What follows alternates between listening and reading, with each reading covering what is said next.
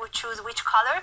But now the regulation is that they will play the Armageddon with the same color as in classical chess.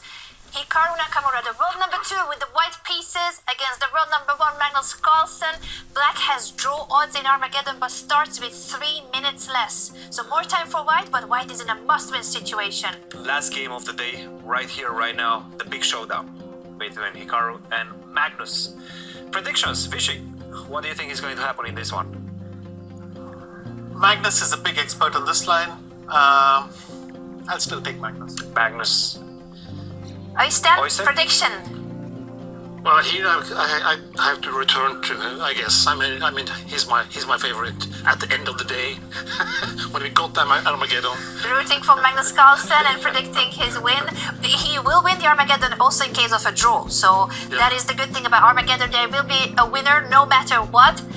In terms of the opening, Vishy, comparing to the classical game, how do you see this opening? It's quite a well-known opening. I think Magnus plays it a hell of a lot, so nothing he's not familiar with. I'm not going to break any ties. I think Magnus is taking this one as well. That's my prediction. Anna, you're the last one. What's your prediction? You're putting me on the spot. I enjoy being a host, so I don't need to answer any of the questions. I can just ask you the questions. Hikaru, I'm going to say Hikaru. Someone has to also say that Hikaru is a beast at fast time control, and he's going to try to keep his time advantage. I think he wants to have that time pressure on Magnus for the rest of the game. Fair enough, but the position certainly doesn't demand too much calculation right now, and this is definitely playing in Magnus's favor. It is going to be a long game, that is true. Nevertheless, it's going to be very difficult for Hikaru to create any separation in this position. Bishop to f4, and in fact you can see the bar already dropped below the midpoint, meaning that Magnus has a slight advantage. Of course, it's nothing, it's still completely equal. Knight to b6, get the other knight to d5. It seems too easy for Magnus. Yes, whenever I see this type of positions, you're thinking, when is the last time Magnus lost this type of position? And I cannot remember, I don't have an answer. He so when is the last time he lost in Armageddon? We know he's an Armageddon expert. He won 5 times out of 6 games last year here. Whenever he lost that one, that 6th one, yes, that was the last time. And I don't know which one that is. I think it was against Abdusatorov. I want to say it was against Abdusatorov, but I'm not 100% sure. I remember the last game of 2019, Magnus lost the Armageddon to Fabi. Yes. No, it was one in 2023. Yeah, but I was wondering what's the more recent one, I don't know. Bishop to e5, and again, Hikaru, as you predicted, Anna, is maintaining his lead on the clock. This is hugely critical to this game, to this situation, if he wants to maintain any sort of chances to get the victory. He's keeping his time advantage, which is crucial in Armageddon. You start with an extra 3 minutes, and so far he's been doing very well keeping that time advantage on the clock. Bishop goes to the center. There's a potential trade between the dark squared bishops, and this light squared bishop of black is also maneuvering toward the central squares and the long diagonal. Bishop to e4. Magnus takes a sip of the water, showing some confidence, showing some relaxation right now, and the onus is on Hikaru to find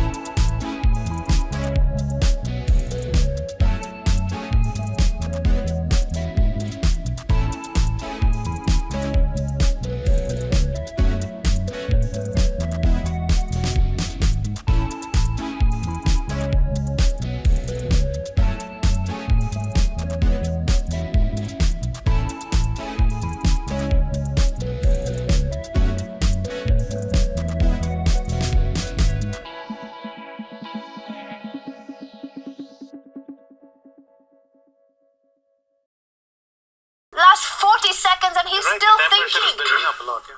He's been spending a minute here. He's thinking too long. He doesn't have time to think here. 30 seconds for Magnus. He's undecided There's no on way he plays his rook a6. choice. Bishop a8. Ooh. He doesn't move the rook away. It can be captured now. Absolutely.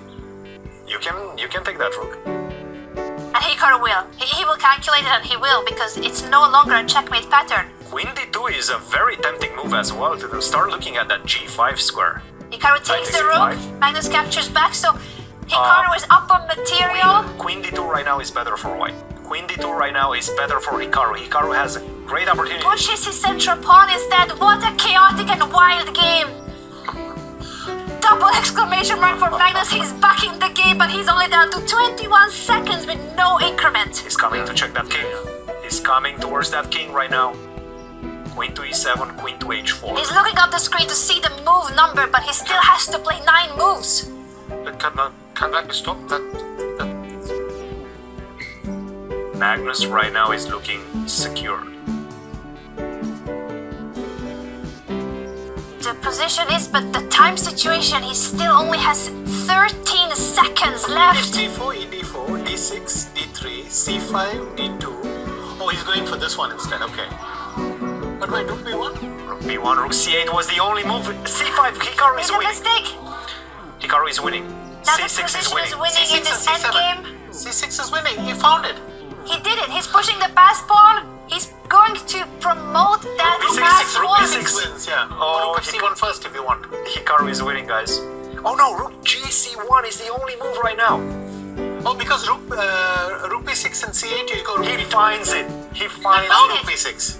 Rook b6 Oh my god, delivers what a the goods. tactical pattern. What a way. What a way to win the game against the world #1. Look at Hikaru. Wow. Wow, what a Goodness. victory. congratulate Ricardo. What a game. It had its ups and downs. Magnus Carlsen with the better position and winning chances. Then Hikaru Nakamura survives and takes the advantage. Inaccuracies by both players. The bar was dancing.